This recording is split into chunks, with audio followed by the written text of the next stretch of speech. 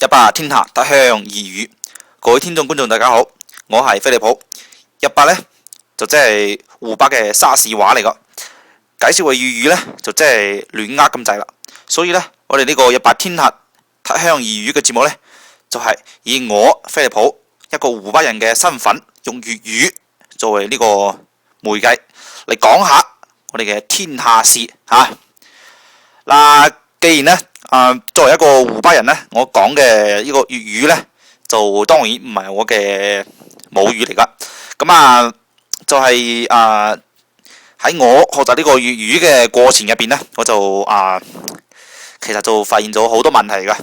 即係譬如話，依家都係喺呢個香港都係幾嚴重嘅一個懶音嘅問題啦，係咪？就係仲有一啲嘅即係講下呢個粵語呢，作為呢個漢藏語系入邊嘅一個中文嘅語言呢，就係摻雜咗好多嘅英文啦，係咪？但係呢，首先呢，今日呢，我就嚟講下呢個語音嘅問題啦。咁呢，就係呢，喺前幾日呢，我有一位朋友呢，佢都係外省人嚟噶。其實嚴格嚟講呢，佢都唔係漢族人，佢係維吾爾族人。佢呢都係有心去學呢個粵語嘅。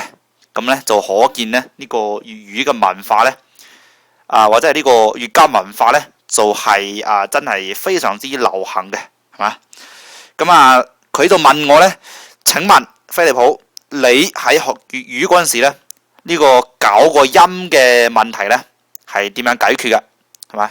其實呢，呢個我可以好坦白同大家講，其實有時呢個音呢，我其實都係發音都係唔係幾標準嘅。其實甚至乎呢，呢個懶音呢，都係幾嚴重嘅。好啦，首先呢，我哋嚟講講呢個9個聲調嘅問題啦。呢個9聲呢，其實就即係呢個9個聲調喺呢個普通話入邊呢，就係得5個聲調，即係1、2、3、4啦。1、2、3、4仲有呢個輕調啦，係咪？即係譬如話呢個仲有呢個輕調，即係係咪？咁就喺呢個粵語入邊呢，就係九個聲，即係陰平聲啦、陰上聲啦、陰去聲啦、陽平聲啦、陽上聲啦、陽去聲啦，同埋最後即係呢個陰入聲啦、中入聲同埋呢個陽入聲。好啦，喺呢個從第1至9呢9個音節裏邊呢，就係我睇咗嗰個維基百科之後呢，就係有幾個例子嘅，我嚟讀俾大家聽下。如果我讀音唔準確呢，都希望大家多多指教，尤其喺母語為粵語嘅朋友，希望大家多多指教啦。呢個陰平聲呢，就係第1聲，就係分，即係呢個點樣組詞呢？即係1分2分100分嗰個分啦。第2呢，就係粉，即係粉絲即係腸粉嗰個粉。第3聲呢，就係陰去聲，就係瞓，即係瞓覺或者呢個覺瞓嗰個瞓啦。第4聲呢，即係呢個陽平聲，就係焚，即係焚燒嗰個焚啦。第5聲呢，就係陽上聲，就係奮鬥嗰個奮。第6聲呢，就係呢個瞓，即係1分2分呢個瞓。仲有呢，呢個喺最後3聲呢，其實就係有呢個尾韻嘅呢三個音啦。有呢個陰入聲啦，即係忽，就係呢個忽然，呢個邊一忽嗰個忽。中入聲啦，就係呢個發達，係即係可能我讀得唔係太準啦，可能發達發，可能係呢個啦，係咪？陽去楊入聲咧，即係第九聲就係呢個佛山黃飛鴻嗰個佛啊。仲有幾個例子咧，就即係講呢個數字啦，即係從1、2、3、4、5、6、7、8、9、0呢10個字咧，就係對應咧呢9個聲嘅。除咗呢個1同埋呢個7同屬呢個音入聲之外，我嚟讀一讀啦。呢個就係3、9、4、0、5、2、7、8、6。好啦，呢個就係我嘅讀法啦。可能都係有幾多讀得都係唔係幾標準啊，或者係甚至乎都係唔啱嘅。咁就希望大家多多指教啦。咁就係咁啦。喺講完呢個語音問題之後呢，我哋就嚟講講呢個香港依家嘅都係幾熱門嘅一個話題啦。當然啦，就唔係嗰個玉蒲團啦，玉蒲團已經講咗噶啦。咁就嚟講講呢個6000蚊嘅問題啦。喺呢個6000蚊嘅問題呢，當然啦，呢個係一個人民力量嘅呢個初步勝利啦，係咪？咁呢，但係呢都係有少少問題噶，係嘛？甚至乎呢都係有好多問題都係幾唔好處理噶。譬如話呢，點樣派呢6000蚊，係咪？仲有呢，邊啲人有資格去攞呢個6000蚊？其實咁就呢個問題呢，邊啲人有資格去攞6000蚊呢？就係今日要討論個話題啦。喺前幾日呢，就係呢個喺蕭生嗰個節目，即係風也蕭蕭呢，係嘛？同埋嗰個香港都係幾出名嘅一個博客啦，即係呢個林記先生呢，就係有一場呢個好似呢個隔空喊話，即係其實講呢個喊話呢都唔係幾準確啦，即係蕭生都係喺度問候呢個林記嘅屋企人啦，係咪？咁我哋就嚟講講呢個關於呢個6000蚊所引發出嚟嘅呢個問題，就係呢個永久居民嘅問題。喺香港呢，話一個人係咪香港人呢？其實就唔係同呢個一個人係咪美國人，係咪呢個韓國人，係咪日本人就唔同嘅。點解呢？因為呢個中國、美國、日本、韓國呢啲呢，就係屬於國籍，係咪啊？你個國籍係美國，係美籍人士，係咪啊？譬如話有好多美籍華人啦，係咪？佢哋都屬於係美國人。但係香港呢，呢個做呢個你話你係香港人，呢個並不能夠說明你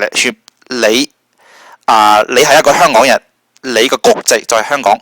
因為喺國際上呢，喺全世界都沒有將呢個香港呢當成一個主權國家。當然啦，好多時呢，你喺網上喺好多地方你寫嗰個country咩呢，你都係可以直接去寫香港嘅。但係呢，上升到呢個主權嘅問題呢，你就唔可以咁樣寫噶啦。一個人，譬如話呢個蕭若元先生蕭若元佢係香港人，就並不代表即係唔能夠由呢句說話呢，就嚟判斷蕭若元係中國人。呢個香港人呢，就係一個永久居民嘅一個概念啦。同樣我哋嚟講講另外一位主角，即係呢個林記先生。我哋話呢個林記係一個香港人，同樣我哋都唔可以話佢係一個中國人。其實呢，據我所知，其實我就冇做咩搜尋資料噶，係咪？即係即係蕭某人呢，佢呢，即係蕭生呢，佢就係中國人。林記呢，佢就係英國人。即係我做出呢個判斷咧，就係基於呢個蕭生咧係執嗰個中華人民共和國嘅護照可能我講嘅其實呢個咧我就係講嘅都唔一定係事實嚟噶，只不過係舉一個例子嚟噶咁做出做一個聲明先啦，係咪？林記先生咧，佢揸嗰個係英國海外嘅護照，當然啦。咁其實呢兩個都唔呢兩個例子咧都唔係幾好嘅。咁我就係再嚟講下，即係有可能係咁嘅，即係一個人咧，佢係揸美利堅俄中國嘅唔係係呢個美利堅合眾國嘅護照，佢咧都唔係中國人嚟噶。血統上嚟講，同埋國際上嚟講，都唔係中國人，但係佢係呢個香港住咗好多年，佢就可以話係一個香港人。但係咧，佢就唔係呢個中國人，係嘛？譬如話有個例子咧，就係呢個公民黨嘅司馬文先生即係 Paul， 佢個全名咧就係叫做 Paul Zimmerman， 佢就係荷蘭人嚟噶，但係喺香港住咗接近30年啦，係嘛？呢個就係呢個永久居民嘅問題啦。另外咧，我哋再嚟講講呢個嘅派錢嘅問題啦。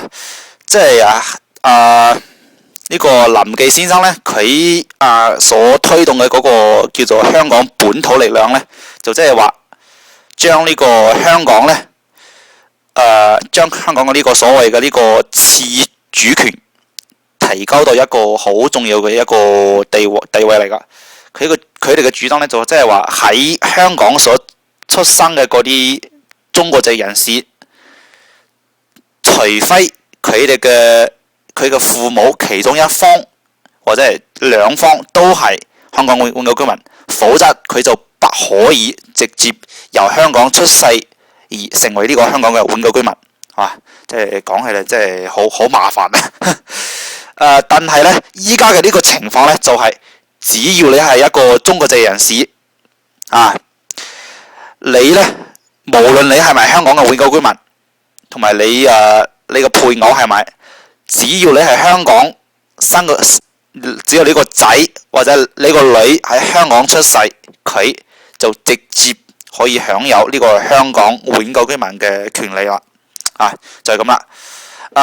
呢個咧其實就同呢個點樣講咧，即係呢個喺香港咧就係呢個所有嘅人除咗嗰啲即係血統上唔係中國人嗰啲人啦，係咪？所有人都係中國人，但係咧即係嗰啲攞唔到六千蚊，即係或者係呢個林記先生唔主張佢哋可以攞呢個6000蚊嘅嗰啲人呢，就係佢哋都係中國人。當然啦，佢哋係呢個非永久居民，但係呢，佢哋就係非永久居民，但係都係中國人。其他嗰啲可以攞到6000蚊嘅嗰啲人呢，就係中國人啦。當然啦，有啲入咗外國籍咯，嗰啲就唔算噶啦。呢個呢，其實都同另外一個問題就係有少少相似噶啦。呢個喺英文入邊呢，呢個 citizen 同埋呢 citizenship 同埋呢個 nationality 呢，就係中文係叫做公民同埋國民啦，係咪？公民同埋國民呢，其實就係兩個唔同嘅概念嚟噶。點樣講呢？即係喺好多嘅國家呢，公民就係等同於呢個國民，但係好多嘅國家呢，就唔係咁樣嘅，係咪？咁最典型嘅一個例子呢，就係我哋嚟講呢個中華民國嘅台灣地區啦。喺台灣呢，所有嘅人都係中國人，當然啦，佢哋叫做呢個中華民國啦，係咪？我哋大陸人落去台灣呢，我哋都係中華民國嘅國民。記住，我哋同台灣人都係一樣，都係中華民國嘅國民。按照中華民國嘅憲法同埋呢個嘅兩岸人民關係條例但係呢，我哋所唔同嘅呢，就係我哋喺台灣係冇公民權嘅，甚至乎呢，我哋作為中華民國嘅國民，都唔可以隨便入到去台灣啊！即係咧，呢個就係一個國民同埋公民嘅分別啦。譬如話呢個大陸遊客去到台灣咧，就唔可以話你有權去投票嘅，呢個當然係唔可能嘅，係咪？但係咧，你話你要歸化成為呢個中華民國國民，你就唔可以，因為你本身就已經係呢個中華民國嘅國民，你需要攞到嘅係一個公民權利，係咪？你需要攞到係公民權，不是國民權啊！呢個就係咁樣啦。呢個台灣咧就係一個好好嘅例子嚟噶啦。另外咧，美國其實都係有相似嘅情況。喺呢個美國咧有喺英文上咧就係有呢個US national without citizenship。呢啲人咧就係絕對嘅少數嚟嘅，即係嗰啲喺以前喺呢個美國嘅海外嘅屬地出世嘅嗰啲少數中嘅少數啦。譬如話巴拿馬運河嗰度出世嘅美國人啦，係嘛？但係佢哋就冇呢個美國嘅公民權噶啦。嗱，講到呢個頭先講到呢個台灣嘅呢個公民同埋國民嘅權利啦，係嘛？其中就係有一個嘅指標嚟噶，即係你係咪呢個係喺台灣地區有冇呢個公民權利？嗱，呢個就係咧一個判斷嘅方法咧，其中一個就係呢個中華民國國民身份證，另外一個咧，當然啦，都係同呢個國民身份證係掛鈎嘅，即係呢個戶籍啦。好啦，今日咧我哋就嚟同大家分享一下呢個戶籍嘅問題啦。喺無論喺呢個自由嘅祖國啦，台灣地區啦，同埋呢個偉大嘅祖國大陸啦，都係有實行呢個戶籍嘅問題噶，呢個戶籍系統嘅。喺大陸咧，我哋俗稱咧係叫做戶口；喺台灣咧係叫做戶籍，係咪？台灣嘅例子咧就簡單少少啦，即係你係喺憲法咧係保障人民係可以有搬家嘅自由嘅，即係你喺譬如話呢個高雄市出世，但係咧你係要去到呢個台北市或者係新北市去發展。咁你喺台北市或者係新北市去買間屋即係有一個地址，你即係即使咧，譬如話你唔去買間屋，即係話你可以有一個居所，咁樣你都係可以算一個台北人啦，係嘛？即係呢個就係同呢個選舉係有關係咯，係咪？你即係你登記係咪？喺呢個台北市去登記為呢個台北市嘅戶籍咧，咁你就係去有權有資格去參選或者係去選舉台北市長、台北市議員。嗱，呢個就係呢個台灣嘅戶籍問題啦。喺呢個大陸咧，呢個戶口嘅問題咧，真係就係一個真係一個點樣講咧？一個好壞嘅一套系統啦，係咪？真係，其實本嚟咧呢個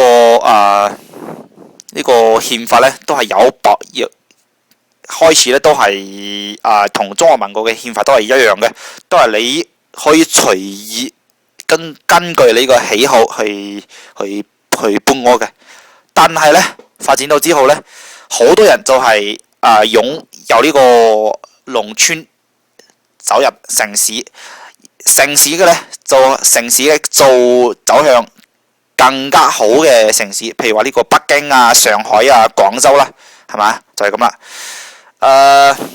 講起呢個祖國嘅戶口問題咧，就首先就係講下呢個分類先。大體上嚟講咧，就係分為呢個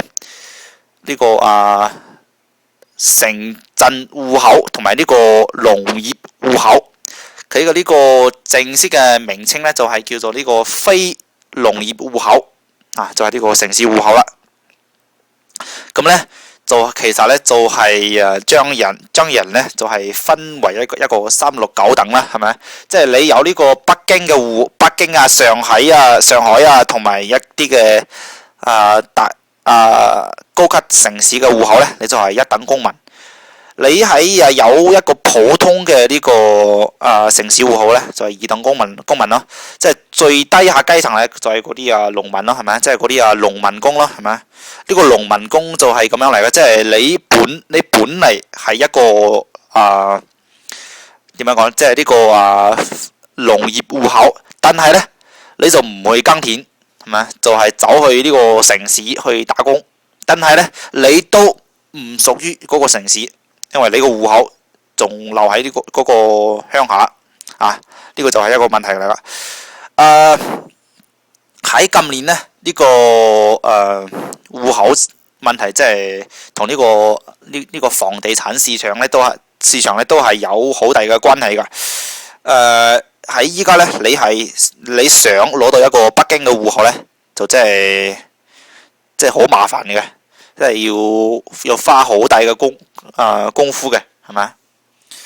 咁即係話你首先就你唔係北京戶口，依家就你上去北京咧，係買一套房咧，就唔係咁容易嘅。你買唔到房啊！即使你買咗一間房，仲有你有錢可以供得起呢層樓，但係咧，你都係需要好長嘅時間先至可以攞到一個北京嘅戶口啦。但係咧喺呢種情況咧就唔多見嘅。喺呢個北京、上海、廣州呢啲咁嘅超級城市咧就係咁樣啦。但係喺細啲嘅城市咧，譬如話呢個西安啊，係咪？譬如話呢個我哋嘅湖北嘅荊州啊，係咪啊？呢啲咧，即係你有錢去買層樓喺呢個城市，咁你就可以攞到呢個城市嘅戶口噶啦。呢個戶口咧，其實咧仲有少少唔單止係即係話呢個城市啊、農村啊咁樣分，即係北京、上海嘅戶口啊咁樣分咯。其實都係有好多唔同其他嘅問題㗎。譬如話上一集咧，我哋講到呢個大中華地區嘅護照同埋其他嘅旅行證件嘅問題，即係我上次都講咗啦。呢個喺呢個祖國係你要去申請呢個護照咧，就係有兩種情況嘅。一種咧係按需嚟申請，係咪啊？按需即係你想。係咪啊？你想出國係咪啊？你想去美國玩，去日本玩係咪啊？你想去海外去讀書，係咁樣咧，你就可以去申請噶啦。另外一種咧就係凄涼啲啦，就係按條件申請，即係話咧，如果你冇一個正當嘅目的咧，你就唔可以咁樣嘅。咁點樣證明咧？即係你係學生係咪？呢個學校咧就係要出具證明你要出去讀書係咪？就要證明你依家喺呢個學校嘅學生係咪？就係咁啊。呢個咧其實真係就唔係好科學啦，同呢個世界都唔係太接軌咯，係咪？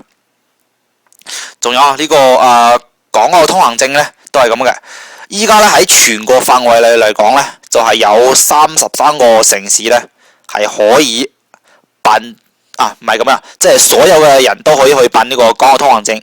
但係咧，如果你唔係嗰33個城市之內咧，你去港澳去旅行咧，就只能理論上嚟講咧，就只能夠跟團去行噶啦。呢個就冇咩意思啦，係咪？但係咧，實際上咧，你係即係以前我都講過啦，你可以去到廣州或者係深圳嗰邊去揾一間旅行社啦。要佢哋幫你係辦一個假團咯，即係佢哋包你入境到香港，咁啦你就可以自由活動噶啦。呢個就係呢個亦都係其中一個戶口所產生嘅一個問題咯，係咪？呢個我亦都係有一啲嘅聽聞啦，即係話有人啦喺